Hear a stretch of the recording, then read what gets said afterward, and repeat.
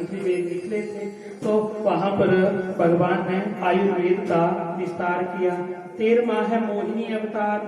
भगवान ने जो है वो देवताओं को इस अवतार में अमृत पिलाया और दैत्यों को मदिरा पिलाई। 14वां है नरसिंह अवतार, इसकी कथा आप सुनेंगे। 15वां है वामन अवतार, इसकी भी कथा सुनेंगे। 16वां है परशुराम अवतार, ये रामायण में है ये कथा।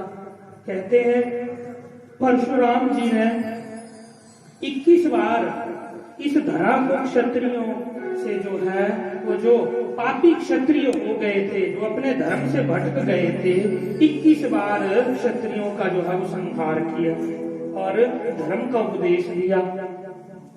17वां है व्यास अवतार, जिनकी कृपा से हमें ये श्रीमद् भागवत कथा प्राप्त हो रही है।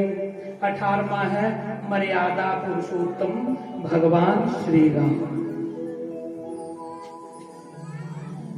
रामायण हमें जीना सिखाती है, ये बात सत्य है, ये रामायण कहती है। और भागवत कहती है मौत को सार्थक कैसे बनाया जाए, ये भागवत हमें सिखाती है। क्यों?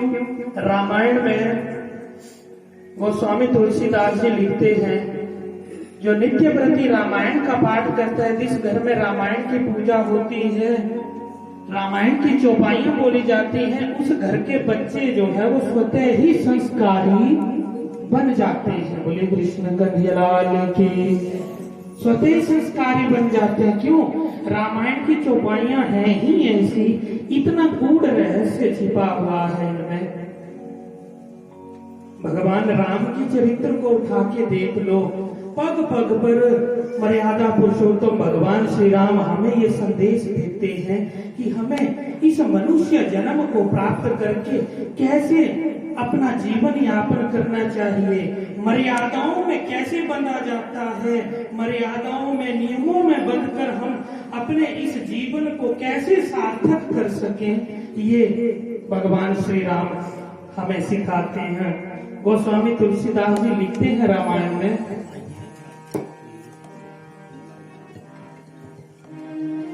हो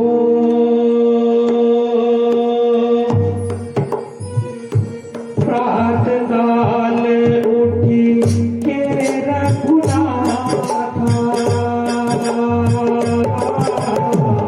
मात पिता गुरु नावरी माता, सिया राम सिया राम जय राम, सिया राम जय जय राम। प्रात काल उठी के रघुनाथ,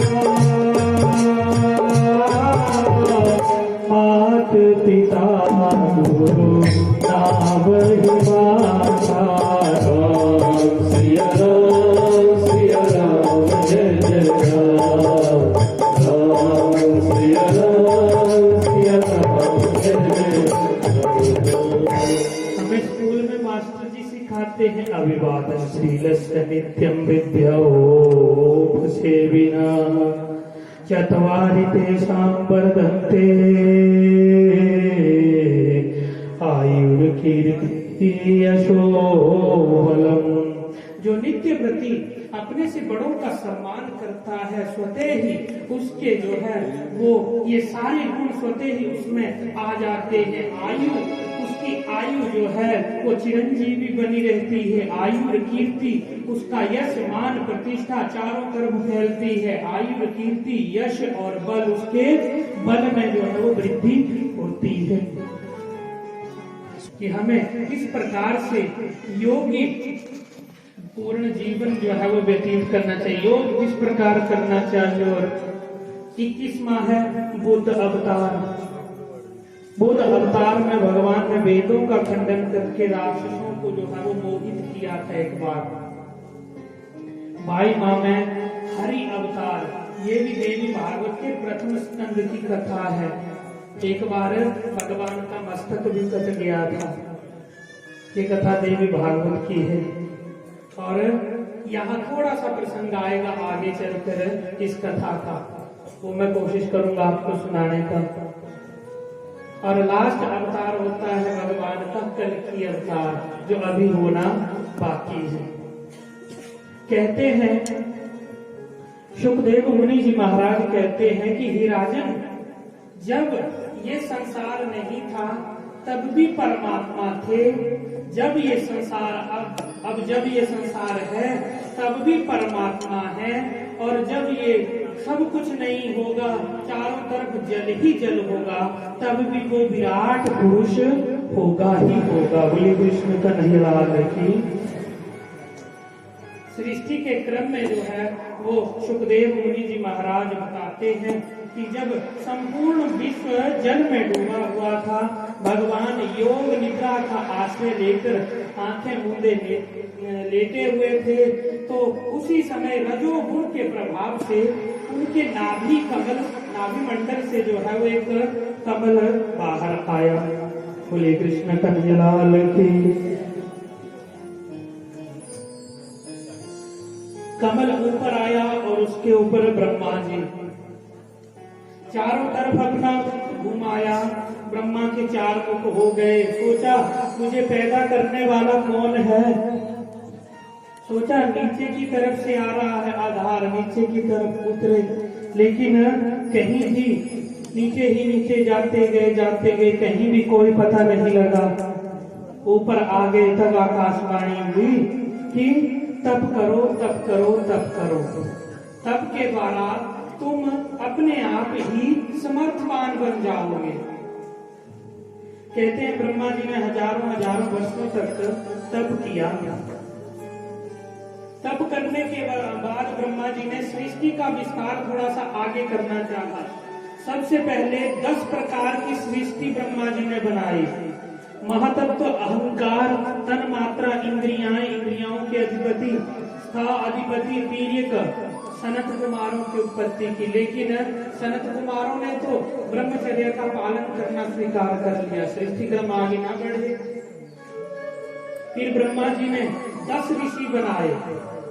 मन से मरीचि, नेत्र से अत्रि, मुख से अंगिरा, कान से पुलस्त्य, नाभि से पुलह, हाथ से क्रतु, त्वचा से भृगु, प्राण से वशिष्ठ, अंगुष्ठ से दक्ष और गोद से नारद की उत्पत्ति की। सबको कहा गया बोला सृष्टि का कार्य आगे चलाओ, लेकिन सृष्टि का कार्य आगे ना चले। ब्रह्मा जी ने अपने दाएं स्तन से धर्म और पीठ से उनकी पत्नी का जो है वो प्रादुर्भाव किया। पीठ से बाद में ब्रह्मा जी ने मृत्यु भी बनाई। हृदय से काम, भौहों से क्रोध, नीचे के होंठ से लोभ और मुख से सरस्वती, लिंग से समुद्र और गुदा से पाप और छाया से कर्दम ऋषि की उत्पत्ति हुई। कहते हैं जब ये सृष्टि का कार्य आगे न बढ़े तो ब्रह्मा जी अपनी ही बनाई हुई, जो अभी थोड़ी देर पहले ब्रह्मा जी ने मुख से अपनी बेटी की उत्पत्ति की थी ना कि सरस्वती, उसी के ऊपर मोहित हो गए। काम पूर्ण दृष्टियों से उसे देखने लगे। बोले कृष्ण कन्हैया की। सुखदेव मुनि जी सुना रहे हैं कथा। बोला राजन, ब्रह्मा जी अपनी ही पुत्री पर मोहित हो गए। बेटों ने समझाया, बोला पिताजी ये क्या कर रहे हैं, तो आपकी पुत्री है। ब्रह्मा जी को लज्जा आई और ब्रह्मा जी ने अपना शरीर त्याग दिया। शरीर त्याग दिया और ब्रह्मा जी के उस शरीर को ये दिशाएं ले गई। दिशाओं ने जो है वो ब्रह्मा जी के शरीर को मथा, जिस तरह से दही को मथा जाता है, ब्रह्मा जी के शरीर को मथा और उससे कोहरे की और अंधकार की उत्पत्ति हुई ब्रह्मा जी के शरीर से। नया शरीर पाकर फिर से ब्रह्मा जी ने अपने पूर्व के मुख से ऋग्वेद, पश्चिम के मुख से सामवेद और दक्षिण के मुख से यजुर्वेद और उत्तर के मुख से जो है वो अथर्ववेद की उत्पत्ति की। 4 वेद बनाए, फिर इनके उपवेद बनाए, 18 पुराण बनाए, 18 उप पुराण बनाए। फिर भी सृष्टि का कार्य आगे ना बढ़े। अब ब्रह्मा जी ने जो है वो अपने ही जो नया शरीर पाया था ना ब्रह्मा जी ने, अपने ही ध्यान से सुनना जी, हम किनकी संतान है। हम तो बोलते हैं हम फलाने राम की संतान है, लेकिन हमारे असली माता पिता कौन है, ये कथा, ये भागवत हमें बताती है कहाँ से हमारा प्रादुर्भाव हुआ है, मनुष्य की उत्पत्ति कहाँ से चली है, मैथिली सृष्टि कहाँ से आरंभ हुई है। कहते हैं ब्रह्मा जी ने अपने शरीर के 2 भाग कर दिए, अपने शरीर के 2 भाग किए और वहां से स्वयंभू मनु और स्त्री का नाम शत्रुपा, इनकी उत्पत्ति हुई। आगे चलकर इनके 2 पुत्र हुए और 3 कन्याएं। इस तरह से यहाँ से आगे जो है वो स्त्री और पुरुष के संसर्ग से मैथुनी संतानों का प्रादुर्भाव होने लगा। बोले कृष्ण कन्हैया लाल की। अब सुखदेव मुनि जी महाराज कथा सुना रहे हैं। बोले राजन, ये कथा जो है वो पवित्र करने वाली है। श्रोता के मन में प्रश्न आता है ना जी, वैसा ही प्रश्न राजा परीक्षित के मन में भी आ गया। बोला गुरुदेव, अभी थोड़ी देर पहले आपने ये बताया था, बोला ब्रह्मा जी अपनी ही पुत्री पर मोहित हो गए। ऐसा कौन सा कारण था कि ब्रह्मा जी अपनी ही पुत्री पर मोहित हो गए, जो थोड़ी देर पहले अपने आप ही जिस पुत्री का निर्माण किया उसी पर काम वासना की दृष्टि से जो है वो नजरें गड़ाए हुए उसको देखने लगे। बोलिए कृष्ण कन्हैया लाल की। तो मोहित होने का कारण बताते हैं सुखदेव मुनि जी महाराज। ये थोड़ा सा शिव पुराण में है ये कथा। शिव पुराण की कथा है। एक बार ब्रह्मा आदि सब देवता, कहते हैं तारकासुर एक नामक राक्षस हुए। उस राक्षस के भय से जो है वो पीड़ित होकर सभी ऋषिगण ब्रह्मा जी के पास गए। बोले ब्रह्मा जी, आपने ये कैसा राक्षस बना दिया, हमें जीने नहीं देता, ढंग से कार्य करने नहीं देता, हम इससे बड़े दुखी हैं। बोलिए कृष्ण कन्हैया लाल की। इससे बड़े दुखी हैं। ब्रह्मा जी ने आंखें बंद की। बोला मैंने तो ठीक बनाया था, लेकिन इसके ऊपर भगवान शिव की कृपा है। ये भगवान शिव के द्वारा जो है वो रक्षित है। इसलिए सब देवता और ब्रह्मा जी जाकर भगवान शिव की स्तुति करने लगे, शिव से प्रार्थना करने लगे। बोले कृष्ण कन्हैया लाल की। उसी समय उन जो प्रार्थना कर रहे थे उनके बीच में गरुड़ भी थे। गरुड़ जी सामने हंसिनी थी। अपनी सजातीय के ऊपर जो है वो काम पूर्ण दृष्टि उन्होंने डाली। ये सारा दृश्य जो थे वो ब्रह्मा जी देख रहे थे। ब्रह्मा जी वहां हंस पड़े। ब्रह्मा जी हंस पड़े बेचारे। गरुड़ जी जो है वो लज्जा के मारे अपनी आंखें मूंदे और जो हंसनी थी वो वहां से चली गई। अब ब्रह्मा जी तरह तरह से जो है वो अब गरुड़ जी की बेइज्जती कर रहे हैं। गरुड़ जी को भी गुस्सा आया। उन्होंने ब्रह्मा जी को श्राप दिया। बोले ब्रह्मा जी, आप अपने ऊपर बड़ा गर्वान्वित महसूस करते हैं ना, जाओ मैं आपको श्राप देता हूँ। मैं तो अपनी सजातीय के ऊपर काम पूर्ण दृष्टि से उसे देख रहा था, लेकिन मैं आपको श्राप देता हूँ कि आप अपनी ही पुत्री पर काम पूर्ण दृष्टि से इच्छा रखोगे, उसको देखोगे। सुखदेव मुनि जी महाराज कह रहे हैं कि ये वो कारण था, ये गरुड़ जी का श्राप था, जिस श्राप के कारण ब्रह्मा जी ने अपनी ही पुत्री को जो है वो काम वासना रूपी दृष्टि से देखा। बोले कृष्ण कन्हैया लाल की। अब जब ब्रह्मा जी ने स्वयंभू मनु और शत्रुपा को सृष्टि का कार्य आगे करने के लिए कहा, तो स्वयंभू मनु और शत्रुपा ब्रह्मा जी के पास आए और कहते हैं, बोले पिताजी, सृष्टि का कार्य तो हम आगे चलाएं, पर चलाएं कहाँ? सर्वत्र जल ही जल है। इस समय धरती जो है वो रसातल में चली गई है। तो हम रहें कहाँ, अपना झोपड़ा कहाँ पर बनाए, अपना जीवन यापन कहाँ करें। बोले कृष्ण कन्हैया लाल की। तो ब्रह्मा जी कहते हैं बोला स्वयंभू मनु बेटी शत्रुपा, जिस परमात्मा की कृपा से हम सबका कार्य चलता है, उसकी ही कृपा से आपका भी कार्य चलेगा। हम सोचते हैं ना जी, बोले जाइए मैं 3 घंटे व्यतीत करिए मैं, नहीं तो क्या पता नाराज हो जाना। बोली कृष्ण कन्हैया लाल की। तो भक्तजनों ये बैठा है यहाँ सबकी अलग अलग पोथी लेके, हम तो अपनी डायरी टीचर डायरी लेकर उसको तैयार करते हैं, इसने तो सबकी डायरी तैयार की है और सबका ये समय लिख रहा है। सुखदेव मुनि जी महाराज कह रहे हैं राजन, ये जो आप समय इस समय सत्संग में बिता रहे हो, ये समय उस वही में जो है वो सुनहरे अक्षरों में लिखा जा रहा है और इसका फल सब तो कहते हैं, बोले जी अच्छे काम करा 100 के जाने, बुरे काम तुम्हारा लेखा जोखा, अच्छे बुरे काम हमारा लेखा जोखा हो करने पैना। बोली कृष्ण कन्हैया लाल की। तो आए भगवान के चरणों में छोटी सी हाजिरी लगाए और कहें, भगवान कहते हैं मैंने गरुड़ पुराण की कथा सुनी है ना जी आपने, कई बार ऐसा लोग मृत्यु होती है तब भाई जी ने भी बहुत कथाएं सुनाई है, मैंने भी, आपने किसी और पंडित से ये भी सुनी होगी।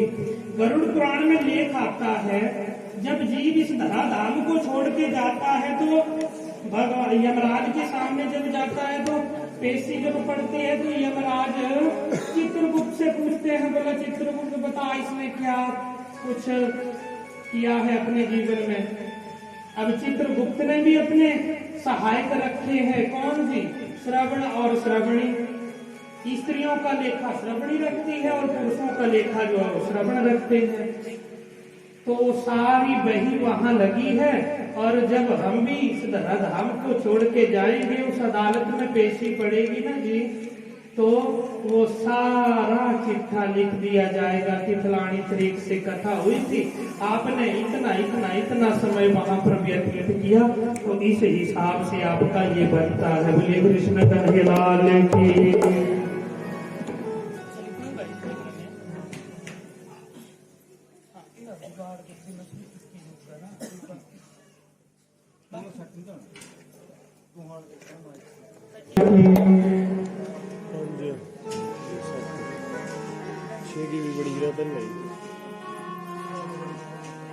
मेरे दाता के दरबार में सब लोगों का दाता। बोली कृष्ण कन्हैया लाल की। मेरे दाता के दरबार में सब लोगों का दाता। मेरे दाता के दरबार में सब लोगों का दाता। मेरे दाता के दरबार में सब लोगों का दाता। मेरे दाता के दरबार में सब लोगों का दाता। अरे तो कोई जैसी करनी करता,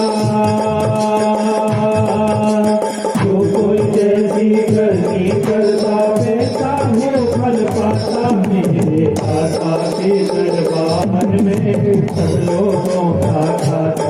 मेरे दाता के दरबार में सब लोगों का दाता। काली की सेवा करते हुए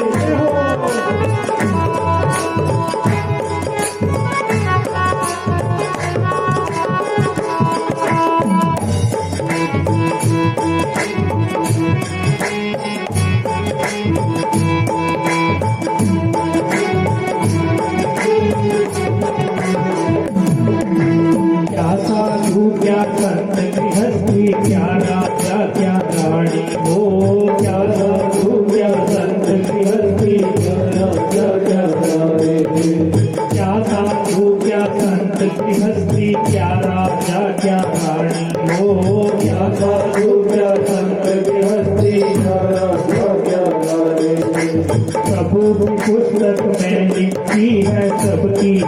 कहानी हो प्रभु की उस में लिखी है सबरी कहानी।